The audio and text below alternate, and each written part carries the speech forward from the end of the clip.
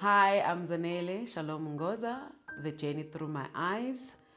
I'm 33 years old and I am very passionate about educating our people about renal failure, which is kidney failure, and organ donation.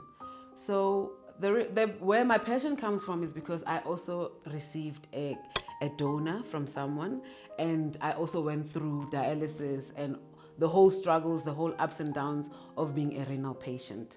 So today I'm here with my mother, who was my related living donor. She gave me one of her own kidneys, so I'm here with her.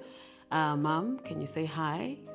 Hi viewers, my name is Beatrice Sipeng, a mother to Zanelle, a related living donor.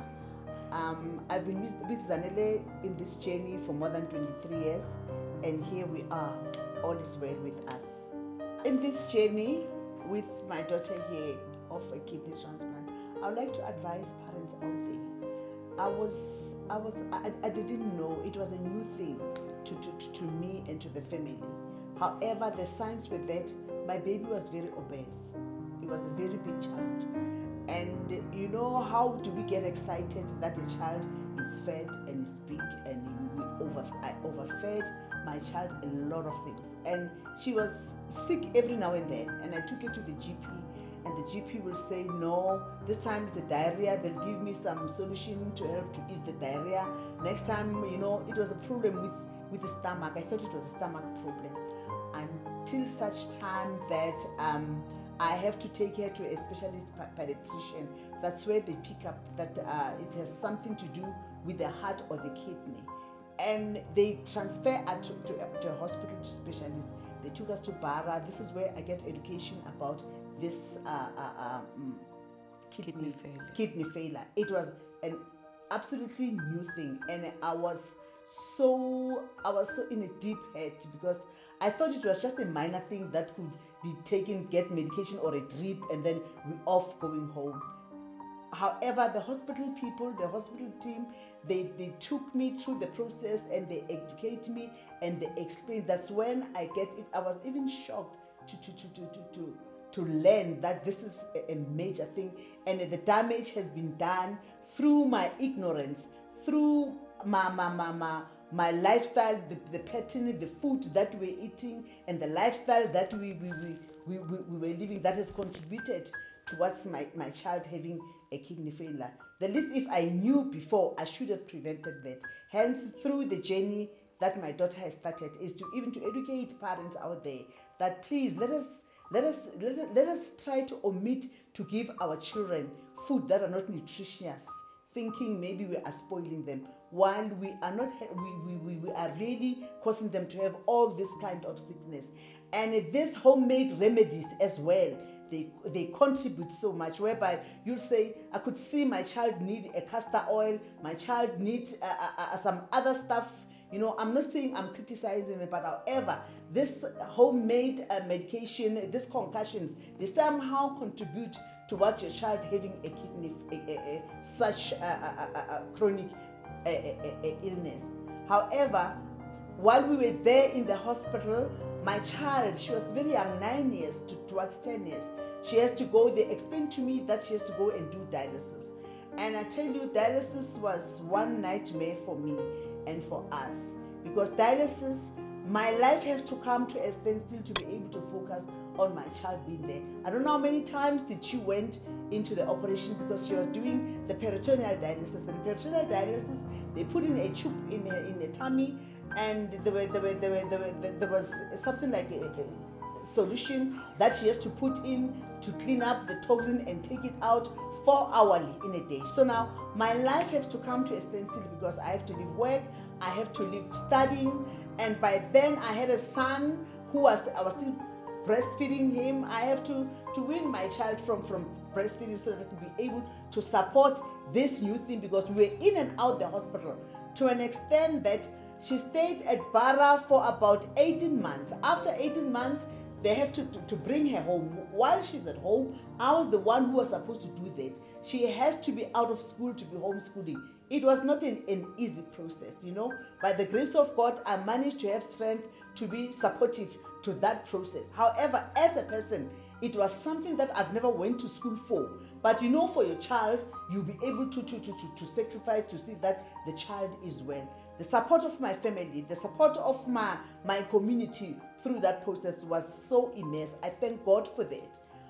And then we went through that process, and I wanted to know from doctors, what is it that could be done, you know, for us to be able to come out of this? Because now I was starting with my researches as to what is this kidney failure thing. And in the process of my self-awareness I've realized the mistakes that I've done as a parent to my child, you know, during that. As I've stated earlier on, that she was obese, she was a very big child, and, you know, in my house we were eating all that junk that we thought we were entertaining ourselves or we were finding pleasure, while we're taking toxin in ourselves, and we're poisoning ourselves with that junk food. In a way, we went through the process of this dialysis. The doctors, they advised me, they said, we had another solution that can really help your child to live long, of which it is a transplant. I wanted to find out, what is transplant? They said, we need to get a kidney for your child. I said, which method? What is it that could be done? They said, we're having a donor from somebody who we call it a cadaver. If somebody has died and decided to donate the organs, we can get your child, but we can put her on a list, of which it was going to take long. They said the quicker one is when a family, the RLD, related living donor, and the related living donor was an option that I thought it was going to be much easier for us then. So they said to me, I said, I can opt for that, and I can be the one who can donate for my child. By then, as I said, in my family we were all fat. I was fat as well. They said, we have to go through the process again. The process that took me another 18 months. I have to lose weight, I have to gym, I have to take my child out of breast, and, you know, there was a lot that was happening that you know, physically, mentally, and emotionally, I was so much in a lot of stress. But however, I managed to encourage myself to come out and to stand strong, because I want to give my child a second life. I thank God who gave me strength to go through that. We went through the process. I lost weight and they took us from Bara to Joburg Gen now for us to start with the process for transplant. The transplant went so well. Donated the kidney to her, and the kidney connected with her, and she lived her life fully. As with me right now, I'm having one kidney, and I am well. I am functioning just like a person who has two kidneys. Having one kidney just like having one eye, because even if you're having one eye, the other eye can see clearly. Same applies to donating a kidney to a person. I'm well, I'm fit, I'm healthy, and I'm glad that I gave my child a second chance to live, because waiting for the cadaver, I wouldn't know, because the list was long. So people, it's very advisable, and in humanity, really, if you're given a chance, let's donate a kidney. At least we have two, you'll be left with one. Let's give to other people the second chance in life.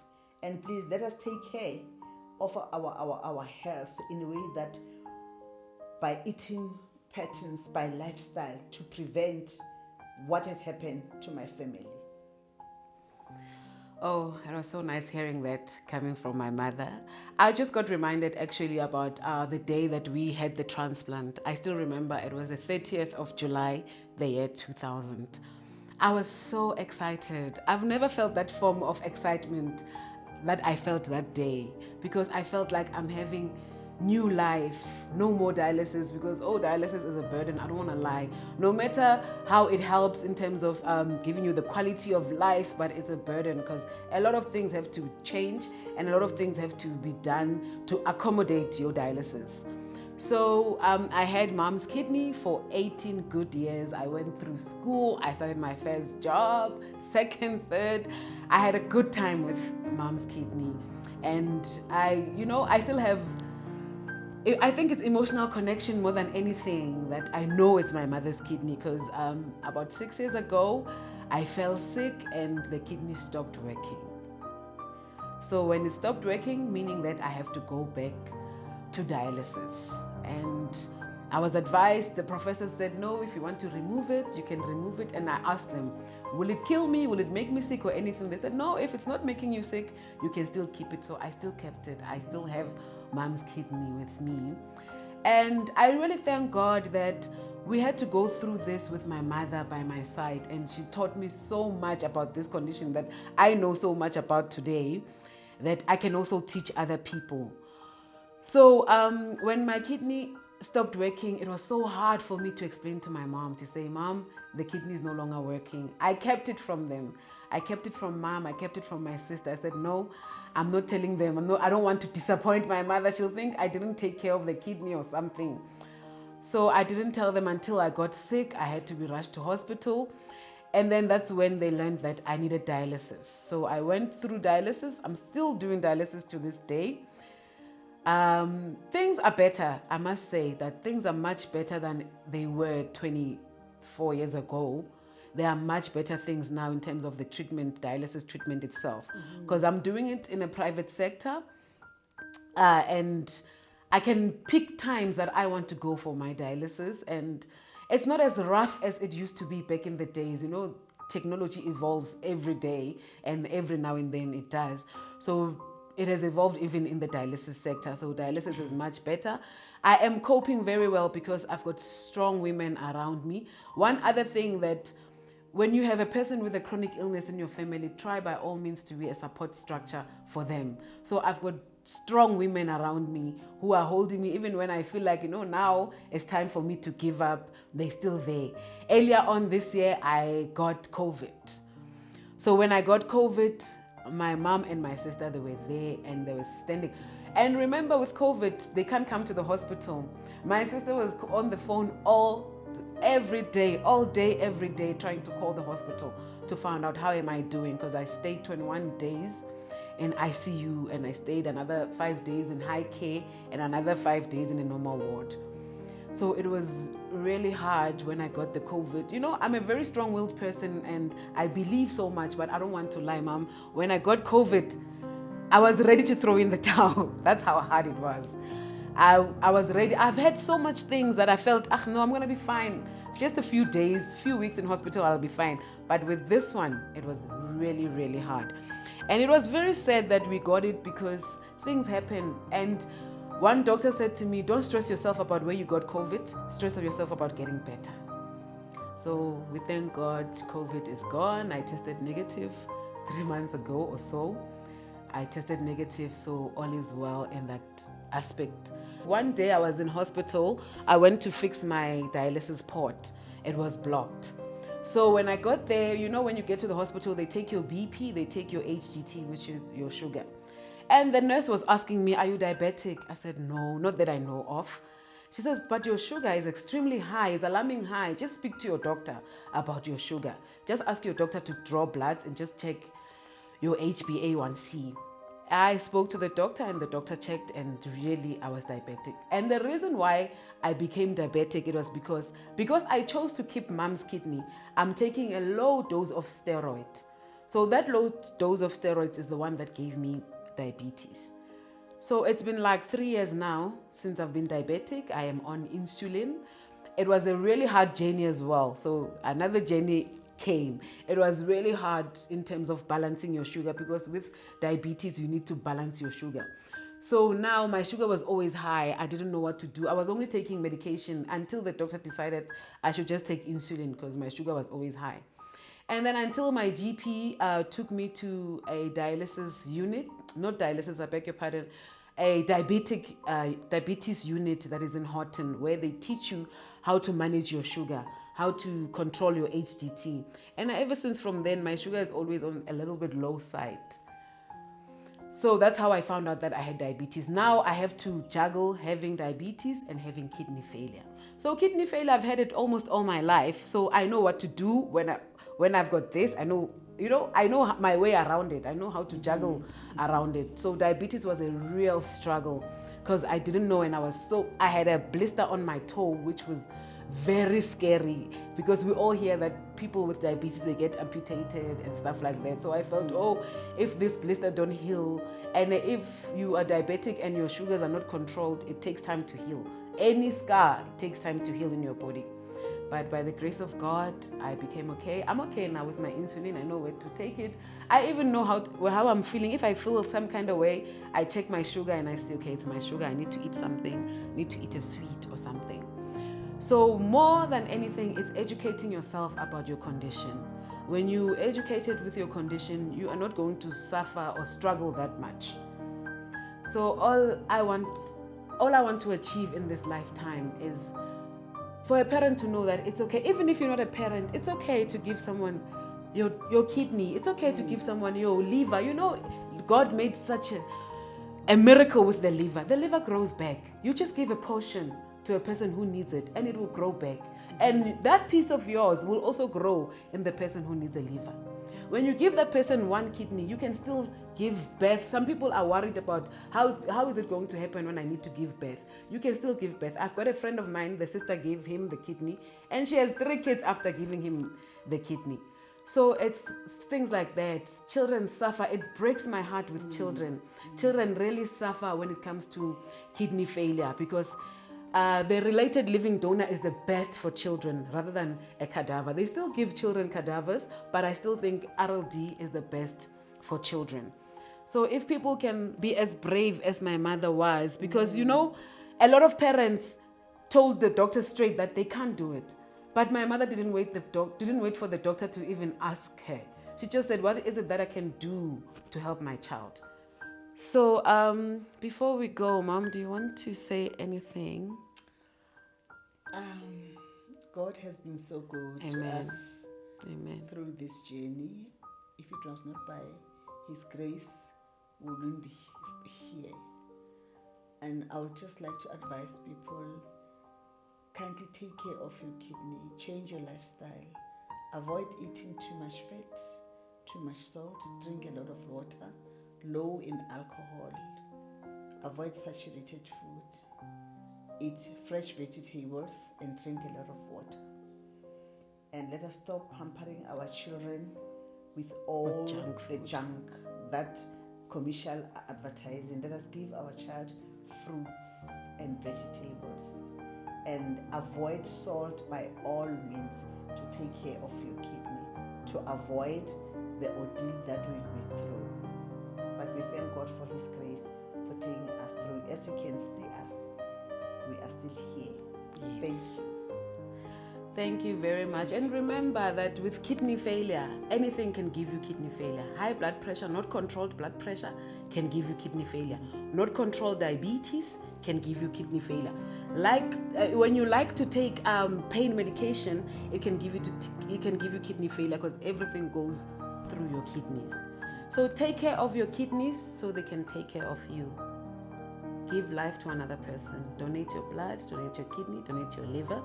Be a living donor, that when you pass away, don't go with the vital organs. Give it to someone who can use it. Thank you so much. And live an active life. Exercise. Even if you don't go to the gym, walk around your block. Not just doing bright place, meat, alcohol, sleeping, going into the car, not being active.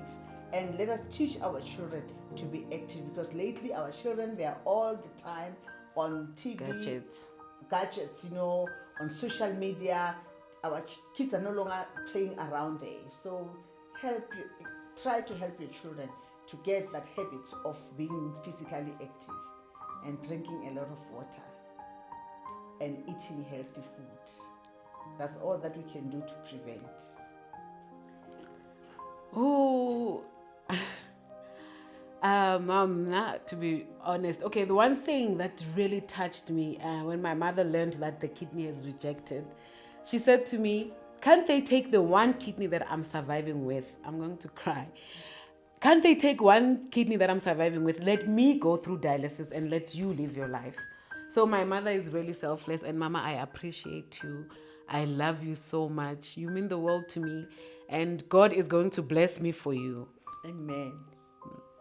Amen. So that's it. And it's the journey through my eyes on YouTube.